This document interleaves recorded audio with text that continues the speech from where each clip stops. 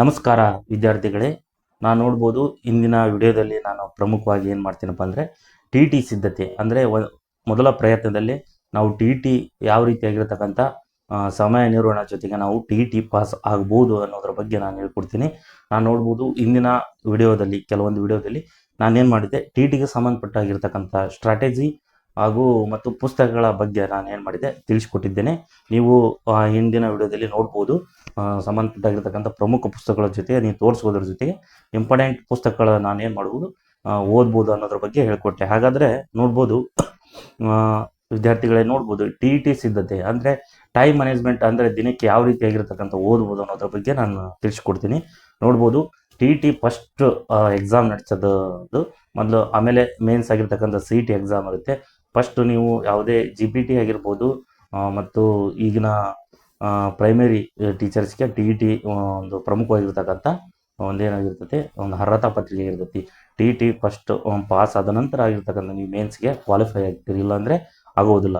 ಹಾಗಾಗಿ T T ಪ್ರಶ್ನೆ ಸಿದ್ಧತೆ ಅಂದರೆ ಟೋಟಲ್ ಎಷ್ಟು ಮಾರ್ಕ್ಸ್ಗಳಿಗಿರ್ತಾವಪ್ಪ ಅಂದರೆ ನಾವು ನೋಡ್ಬೋದು 150 ಅಂಕಗಳಿಗೆ ಏನಿರುತ್ತೆ ಟೋಟಲ್ ಮಾರ್ಕ್ಸ್ ಇರುತ್ತೆ. ಹಾಗಾದರೆ ನಾವು 150 ಅಂಕಗಳಿಗೆ ನಾವು ದಿನಕ್ಕೆ ಎಷ್ಟು ತಾಸು ಓದಬೇಕು ಅಂದರೆ ನಾವು ಹೇಳ್ಬೋದು ಕನಿಷ್ಠ ಸಮಯ ಎಷ್ಟಪ್ಪ ಅಂದರೆ 4 ರಿಂದ 5 ಗಂಟೆಗಳ ಕಾಲ ಅಧ್ಯಯನ ಮಾಡಲೇಬೇಕಾಗುತ್ತದೆ. ನೀವು ನೋಡ್ಬೋದು, ನಿಮಗೆ ಕಾಲೇಜ್ ಹೋಗೋ ಟೈಮ್ ಇದ್ದರೆ ಮತ್ತು ಬಿಡುವಿನ ಸಮಯವಿದ್ದರೂ ಒಂದು 5ಕ್ಕಿಂತ ಮತ್ತು 6 ತಾಸು ಹೆಚ್ಚಿನ ರೀತಿಯಾಗಿರ್ತಕ್ಕಂಥ ನೀವೇನು ಮಾಡಬೇಕು, ಅಧ್ಯಯನ ಮಾಡಬೇಕಾಗುತ್ತದೆ. ನೀವು ಕಾಲೇಜಿಗೆ ಹೋಗುವವರ ಏನರ ಆಗಿದ್ದರೆ ಅವರು ನೀವೇನು ಮಾಡ್ಬೋದು, ಮಾರ್ನಿಂಗ್ 1 or 2 ಅವರ್ ಓದ್ಬೋದು ಮತ್ತು ಸಾಯಂಕಾಲ 2 or 3 ಅವರ್ ಓದಿದೆ ಅಂದರೆ ನೀವೇನು ಮಾಡ್ಬೋದು, ಈ ಬರ್ತಕ್ಕಂಥ ನೆಕ್ಸ್ಟ್ ಈ ಮಾರ್ಚ್ ತಿಂಗಳು ಬಂತು, ಮಾರ್ಚ್ ಏಪ್ರಿಲ್ ಆದ ನಂತರ ಒಂದು ಮೇ ತಿಂಗಳಿಗೆ ಟಿ ಟಿ ಮತ್ತೊಮ್ಮೆ ಕನ್ಫರ್ಮ್ ಆಗುತ್ತೆ ಅನ್ನೋ ಒಂದು ಏನು ಸರ್ಕಾರ ಮತ್ತೆ ಸಿ ಟಿ ಮಾಡೋಕ್ಕಿಂತ ಮುಂಚೆ ಇನ್ನೊಮ್ಮೆ ಸಿ ಟಿ ಮಾಡುತ್ತಾರೆ ಅನ್ನೋ ಒಂದು ಸುದ್ದಿ ಇದೆ. ಹಾಗಾಗಿ ನೀವು ನೋಡ್ಬೋದು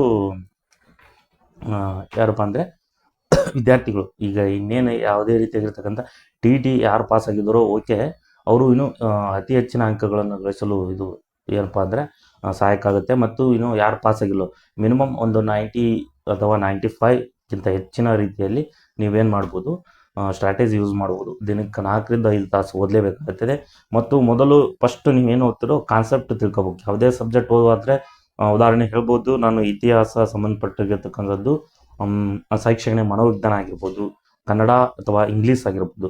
ಫಸ್ಟ್ ನೀವು ಏನಪ್ಪ ಸಿಲಬಸ್ ಕಾಪಿ ಇಟ್ಕೋಬೇಕು, ಯಾವ ರೀತಿಯಾಗಿ ಕೇಳ್ತಾರೆ ಅಂತ. ಮತ್ತು ಇಂದಿನ ತರಗತಿಯಲ್ಲಿರ್ತದಂದರೆ ಇಂದಿನ ಪ್ರಶ್ನೆ ಪತ್ರಿಕೆಗಳು ಯಾವ ರೀತಿಯಾಗಿರ್ತಕ್ಕಂಥ ಪ್ರಶ್ನೆಗಳನ್ನು ಕೇಳೋದ್ರ ಬಗ್ಗೆ ನೀವೇನು ಮಾಡಬೇಕು, ಅವನ್ನೆಲ್ಲ ಅನಾಲಿಸಿಸ್ ಮಾಡಿಕೊಂಡು ನೀವೇನು ಮಾಡಬೇಕು, ಕಾನ್ಸೆಪ್ಟ್ ಫಸ್ಟ್ ತಿಳ್ಕೋಬೇಕು.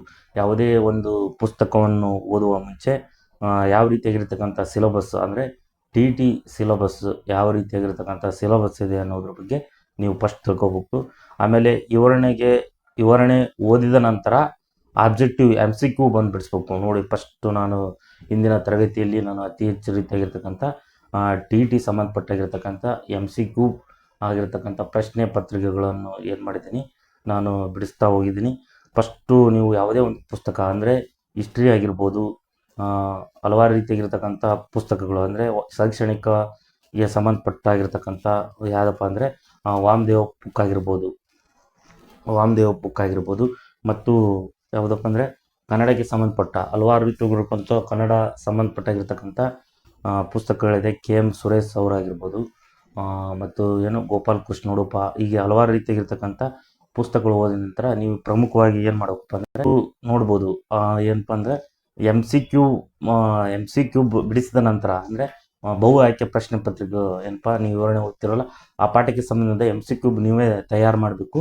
ಮತ್ತು ಇರ್ತಕ್ಕಂಥ MCQ ಕ್ವಶನ್ಗಳು ನೀವು ಅಧ್ಯಯನ ಮಾಡಬೇಕಾಗುತ್ತದೆ.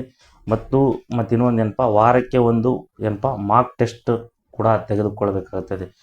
ಈಗ ಟಿ ಟಿಗೆ ಸಂಬಂಧಪಟ್ಟಾಗಿರ್ತಕ್ಕಂಥ ಏನಪ್ಪ ಅಂತಂದರೆ ಮಾರ್ಕ್ ಟೆಸ್ಟ್ ಅಂತ ಇರುತ್ತೆ. ಅಂದರೆ ವಾರಕ್ಕೆ ನೀವೇನಾದರೂ ವಾಮದೇವ ಬುಕ್ಕ ಸ್ಟಡಿ ಮಾಡಿದರೆ ಅವ್ರದ್ದು ಒಂದು ಏನಪ್ಪ ಅಂದರೆ ವಾಮದೇವಪ್ಪ ಅವ್ರ ಸರ್ದು ಒಂದು ಬುಕ್ ಇದೆ ಮಾರ್ಕ್ ಟೆಸ್ಟ್. ಅಂದರೆ ಇಲ್ಲಿ ನಾನು ಹೇಳ್ತೀನಿ ನೋಡಿ, ಯಾವುದು ಪ್ರಶ್ನಾಕೋಶ ಶೈಕ್ಷಣಿಕ ಮನೋವಿಜ್ಞಾನ ಬಹು ಆಯ್ಕೆ ಪ್ರಶ್ನೆ. ಇದು ಎಲ್ಲ ರೀತಿಯಾಗಿರ್ತಕ್ಕಂಥ ಸಬ್ಜೆಕ್ಟ್ ವೈಸ್ ಆಗಿರ್ತಕ್ಕಂಥ ಪ್ರಶ್ನೆ ಕೋಶಗಳನ್ನು ಬಿಡಿಸಿದ್ದಾರೆ. ಇವರು ಯಾರಪ್ಪ ಅಂದರೆ ವಾಮದೇವ್ ಸರ್ ಅವರು. ಆ ಬುಕ್ಕ ತಗೊಂಡು ನೀವು ಏನು ಮಾಡ್ಬೋದು, ಥಿಯರಿ ಬುಕ್ಕವನ್ನು ಓದಿದ ನಂತರ, ವಿವರಣೆ ಬುಕ್ ಓದಿದ ನಂತರ ನೀವು ಏನು ಮಾಡಬೇಕು, ಆ ಪುಸ್ತಕವನ್ನು ಆನ್ಸರ್ ನೋಡದೆ ನೀವು ಬಿಡಿಸ್ತಾ ಹೋದರೆ ನಿಮಗೆ ಒಂದು ಏನಾಗುತ್ತೆ, ಎಕ್ಸಾಮ್ನಲ್ಲಿರ್ತಕ್ಕಂಥ ಒಂದು ಟೆಸ್ಟ್ ಪ್ರಿಪೇರ್ ಆಗಿರ್ತೀರಲ್ಲ, ಅಲ್ಲಿ ಎಕ್ಸಾಮ್ ನಿಮ್ಗೆ ಏನಾಗುತ್ತೆ, ಈಸಿ ಆಗುತ್ತೆ ಅಂತ ಹೇಳ್ಬೋದು.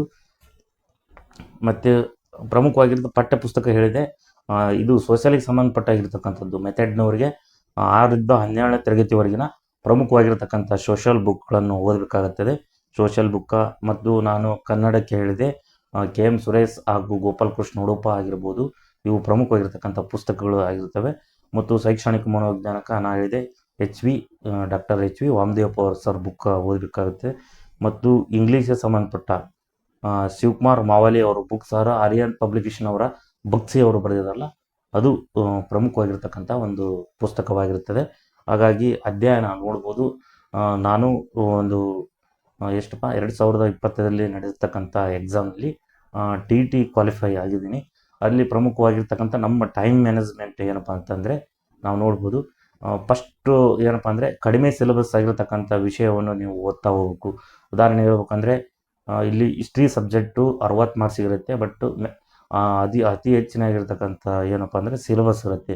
ಹಾಗಾಗಿ ಅದನ್ನು ಫಸ್ಟು ಡಿಗ್ರೀಸ್ ಮಾಡಬೇಕು. ಅಂದರೆ ಅಲ್ಲಿ ಬಿಟ್ಟು ಫಸ್ಟ್ ಓದಬೇಕಾಗಿರೋದು ನೀವು ಕನ್ನಡ ಅಥವಾ ಶೈಕ್ಷಣಿಕ ಮನೋವಿಜ್ಞಾನ. ಅಂದರೆ ಶೈಕ್ಷಣಿಕ ಮನೋವಿಜ್ಞಾನ ಫಸ್ಟ್ ಪ್ರಿಫರೆನ್ಸ್ ಕೊಡಬೇಕು. ನಂತರ ನೀವೇನು ಮಾಡಬೇಕಪ್ಪ ಅಂದರೆ ಕನ್ನಡಕ್ಕೆ ಏನು ಮಾಡಬೇಕು, ಎರಡನೇದು ಕನ್ನಡ ಕೊಟ್ಟು. ಯಾಕಂದರೆ ಕನ್ನಡ ಅಲ್ಲೇ ಗ್ರಾಮರ್ ಮತ್ತು ಆನ್ಸರ್ ಅಲ್ಲೇ ಒಂದು ಪ್ಯಾಸೇಜ್ ಕೊಟ್ಟಿರ್ತಾರೆ ಮತ್ತು ಅಲ್ಲಿ ಕ್ವಶನ್ ಇರುತ್ತೆ. ಹಾಗಾಗಿ ಫಸ್ಟ್ ಪ್ರಿಫರೆನ್ಸ್ ಕೊಡಬೇಕಾದದ್ದು ಕಡಿಮೆ ಸಿಲೆಬಸ್ ಯಾವುದಿರುತ್ತೋ ಅದಕ್ಕೆ ಪ್ರಿಫರೆನ್ಸ್ ಕೊಟ್ಟರೆ, ನಾನು 30ಕ್ಕೆ 20 ಅಥವಾ 25 ಅಂಕಗಳನ್ನು ನೀವು ತಗೊಂಡ್ರೆ ಅಲ್ಲಿ ಕ್ವಾಲಿಫೈ ಆಗೇ ಆಗುತ್ತೆ. ಅದಕ್ಕೆ ಫಸ್ಟ್ ನೀವು ಓದಬೇಕಾಗಿರೋದು ಫಸ್ಟ್ ಸಿಲೆಬಸ್ನಲ್ಲಿ ಶೈಕ್ಷಣಿಕ ಮನೋವಿಜ್ಞಾನ ಓದಿ, ಕನ್ನಡ ಓದಿ, ಆಮೇಲೆ ಬರ್ತಕ್ಕಂಥ ಸಬ್ಜೆಕ್ಟ್ಗಳನ್ನು ಓದಿ. ಆಮೇಲೆ ನೀವು ಇಂಗ್ಲೀಷ್ ಕಷ್ಟ ಅನಿಸಿದ್ರೆ ಅದನ್ನು ಥರ್ಡ್ ಆಗಿ ಓದಿ. ಮತ್ತು ಫೋರ್ತ್ ಆಗಿ ನೀವು ನಿಮ್ಮ ಮೆಥಡ್ ಏನಪ್ಪ ಅಂದರೆ, ನೀವು ಸೈನ್ಸ್ ಮೆಥಡ್ ಹೋದರೆ ನಿಮ್ಮ ಸೈನ್ಸ್ನವರು ಓದ್ಬೋದು. ಮತ್ತು ಇತಿಹಾಸಕ್ಕೆ ಸಂಬಂಧಪಟ್ಟದ್ದಾದರೆ ಕೊನೆಯ ಸಬ್ಜೆಕ್ಟ್ ಆಗಿ ಓದಬೇಕು. ಯಾಕಂದರೆ ಟೈಮ್ ಹೆಚ್ಚು ಕಮ್ಮಿ ಇದ್ದರೆ ಓದಬೇಕಾಗತ್ತೆ. ಹಾಗಾಗಿ ನೋಡ್ಬೋದು, ಇದು TTಗೆ ಸಂಬಂಧಪಟ್ಟಾಗಿರ್ತಕ್ಕಂಥ ಪ್ರಮುಖವಾಗಿರ್ತಕ್ಕಂಥ ಒಂದು ನನ್ನ ಸಿದ್ಧತೆ ಹೇಗಿತ್ತು ಅನ್ನೋದ್ರ ಬಗ್ಗೆ ನಾನು ಈ ವಿಡಿಯೋದಲ್ಲಿ ಹೇಳ್ಕೊಟ್ಟಿದ್ದೇನೆ. ಹಾಗಾಗಿ ಇದೇ ಥರದ ಒಂದು TT ಸಂಬಂಧಪಟ್ಟಾಗಿರ್ತಕ್ಕಂಥ ಮಾಹಿತಿಗಾಗಿ ಮತ್ತು ಹಲವಾರು ರೀತಿಯಾಗಿರ್ತಕ್ಕಂಥ ಕಾಂಪಿಟೇಟಿವ್ ಎಕ್ಸಾಮ್ ಸಂಬಂಧಪಟ್ಟ ಒಂದು ವಿವರಣೆಗಾಗಿ ಈ ಚಾನಲನ್ನು ಸಬ್ಸ್ಕ್ರೈಬ್ ಮಾಡಿ. ಧನ್ಯವಾದಗಳು.